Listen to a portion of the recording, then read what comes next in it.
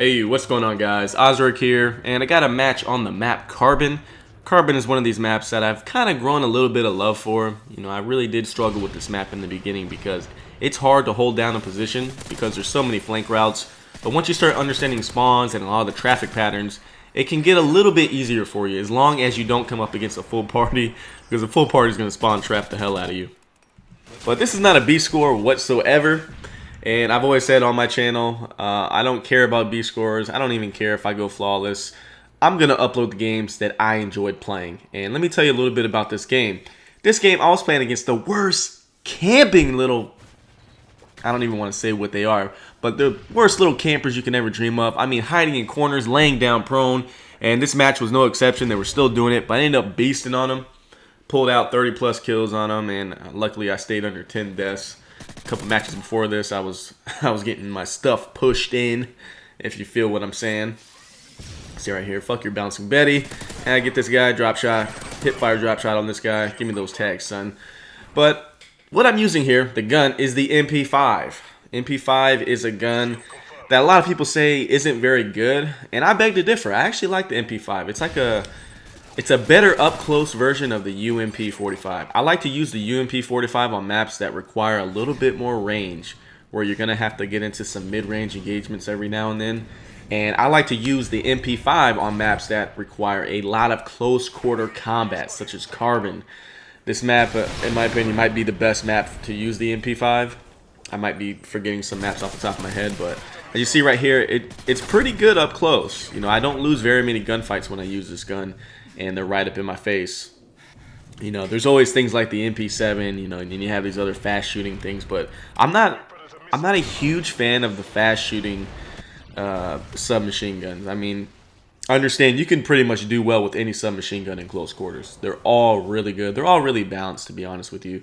Just like the assault rifles. The assault rifles are all interchangeable. You can use every single gun on this game. You can even use the light machine guns, guys. They're not bad, and I proved it in some other videos. But I recently went back and I was using the I think it's the L86. It's the first LMG. And I actually went back and, ooh, doing work right here. Check this out. I got my Pavlo right here without even having to stop and call on my kill streak. So I thought that was pretty sweet. I got kind of lucky, to be honest with you. I just got up in their spawn. I'll tell you how I did it in a sec. But back to the L86. I was using the L86 and I found a really good setup with it. And I found out some really good perks and attachments for it, so I'll be showing you guys that sometime in the future. I haven't forgot about the class of session either, guys. I just want that series to be perfect, which is why I'm taking a lot of time on it. To be honest with you, I haven't worked on it much. I've laid the groundwork for it, and I've got the ideas out for it. I know exactly what I want to do. I just haven't put the tracks down on it yet, so just be on the lookout for that in the future.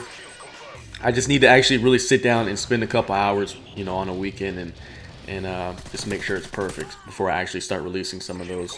I'm going to start off slow. I'm going to start off on some of the maps that you guys already know. But let's talk a little bit about what these guys are doing right here.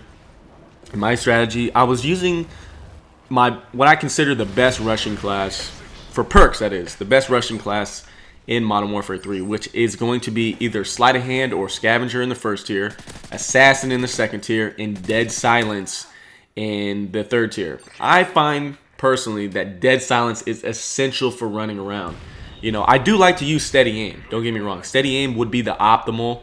You know, if in a perfect world, if you could put steady aim on and quick draw, that'd be great. But the fact of the matter is, it's not a perfect world. People call in UAVs religiously, so you have to use Assassin in this game if you plan on moving at all. And look at this. Get off the ground, man.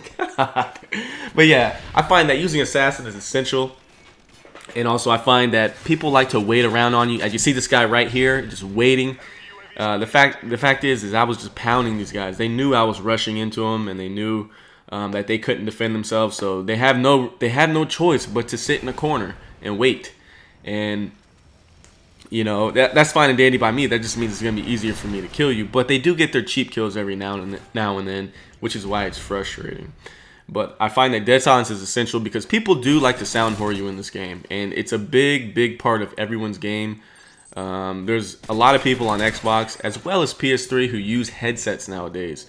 So, you know, people who use headsets, you got to have Dead Silence. There's a lot of maps like Seatown maps like Fallen are really big sound horn maps, because when you're running over the grass and you're running on the ground, you can hear your enemy coming a mile away. And I personally abuse it. Seriously guys, I abuse the sound in this game.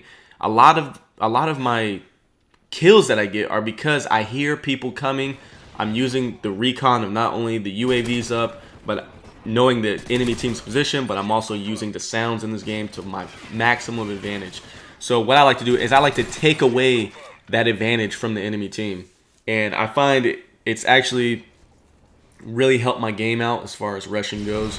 I'm trying to stay away from the camping a little bit, because in this game, I find it does take a little bit more, fast reaction times than Black Ops, because of the fact that you die so fast. So I'm figuring out that I can actually abuse this and I can take advantage, because a lot of people don't have the reaction time to be extremely successful at rushing. And when you pop up in their face, they can't always take you out in a split second. So I've tried to work the maps in a way and use the extra speed advantages from the SMGs to basically manipulate things into my favor.